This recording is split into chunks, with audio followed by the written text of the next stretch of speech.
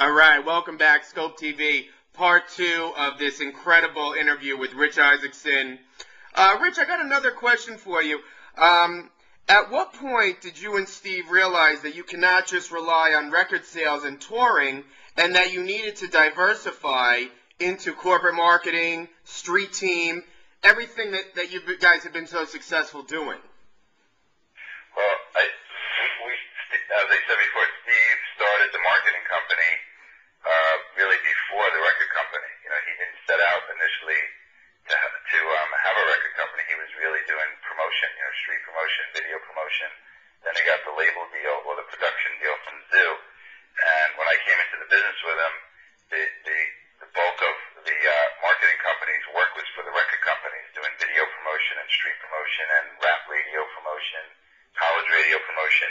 And then we realized, wait a second, why are we only marketing music to this demographic? These same kids are buying Nikes and are, going to the movies and buying, certain consumer brands, that are consistent with their lifestyle. We should be working with corporate America and finding the right brands to promote and market, and that's what we did. And basically, we built the marketing company as a separate entity. Of course, we used the marketing company's staff to market our artists and other labeled artists, but we were hired by everyone from Phil Knight, the chairman of Nike, to Pepsi Cola, to Hugo Boss, to Miramax Films. We really built the marketing company, really focused on consumer brands, and actually, Steve just partnered with James Cruz, who's now the president of SRC Marketing, to rebuild the brand. And we really already started in our first year as the reformed SRC Marketing under James, a new client roster, including Sandisk and Hint Water and Verdero, which is a sporting goods company, and a few others. So a lot of people are talking now about 360 deals and record companies seeking other revenue sources. We were doing that independent of what was going on in the marketplace. We were doing that simply as a different business model for what our business was. What's going on now is basically a different reason why the record companies are going into marketing and publishing and touring, is because they think the business model that's been functioning for the record industry since its inception is no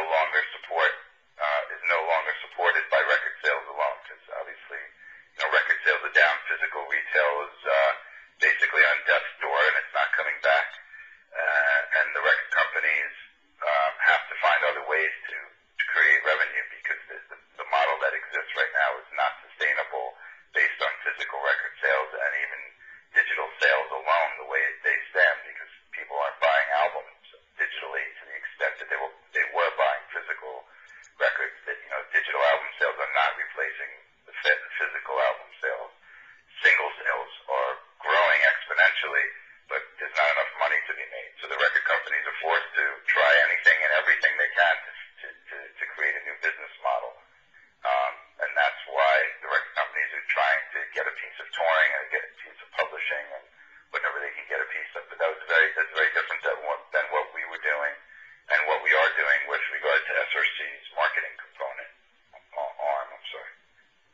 Wow. If I answered your question. No, absolutely. That's great. With RI Entertainment, you've gotten away a little bit with the urban beaten path with Nashville-based Safety Suit. You also have gone overseas with Mika and Alphabet. What's inspired you to, kind of break away from the urban hip-hop and to go after bands like that in different genres?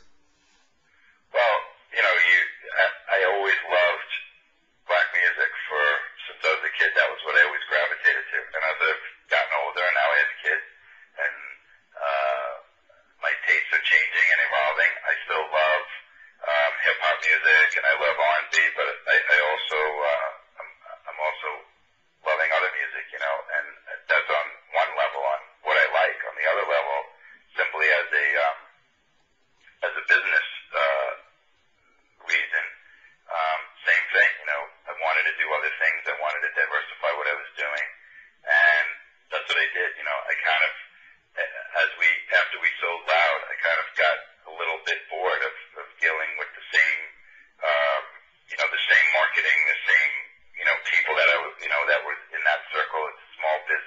the end of the day. And I just wanted to do something different. And I found Mika through a client that I managed, Jody Marr, who's a writer-producer who's developing Mika. And I heard his music on some demos that Jody was working on, and I flipped out. It wasn't a plan to manage him. When I heard the music, I just flipped out, and I said, oh, wow, you got to get me on the phone with this kid. And Safety Suit, a friend of mine, two friends of mine at Universal Motown who signed Safety Suit, Bruce Carbone and Sal Guastella, called me and said, we have this amazing band. We'd love for you to consider managing them. And I heard the album. I thought it was amazing, and I flew down to Nashville, and I met with the guys, and I thought they were amazing guys. And I said, well, I'd love to work with them, and that's how that happened. And Alphabet, I have a partnership with my partner that I manage Mika with, Jerry Blair, and a partner in England named Ian Watt. And Ian's building a nice roster in England, and he's managing bands like Alphabet, and the guy you're going to be hearing a lot about this year named Jonathan Jeremiah. So I'm partnering with him in North America and all of his bands. I'll work with him when they break here in North America. So it's really fun because I get to do all of the different things that I did in the past, and now I'm learning the international game. I'm learning the rock game, and I'm bringing my expertise in my past marketing and urban expertise to other genres, and those other genres I'm learning a lot from. So it's really great. It's kind of like a reinvention without giving up all the foundation that I built prior to doing the new stuff. That's great. Now, as a manager, I'm sure you're always giving advice to the bands, upcoming bands, and what have you. If you could offer up-and-coming artists, bands, MCs listening in tonight one piece of advice, what would that be? Believe in yourself. Constantly believe in yourself, because at the end of the day, the music industry supports success and supports a buzz. And it's amazing how one day you could be, you could feel like a loser. You could feel like no one returns your call, no one cares about you, and, talentless and hopeless. And then the next day, all of a sudden, you're the greatest thing in the world. You're the next genius. You're the hit maker. You're going to be the next big superstar. You're the same person from Monday to Tuesday, yet something happened between Monday and Tuesday that transforms your career, and you never know what that's going to be.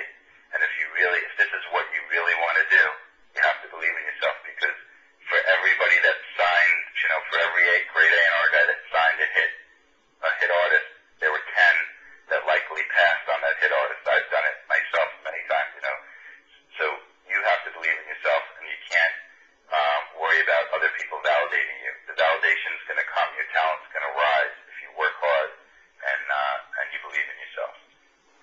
And that's the best advice I can give you. If this is the business that you really want to be in, and you want to be a recording artist, and you want to tour, you just have to keep believing and keep working, because there's so many pitfalls. There's so many days where you just say, man, everything's going wrong, and no one's returning my call, and no one wants to take a meeting.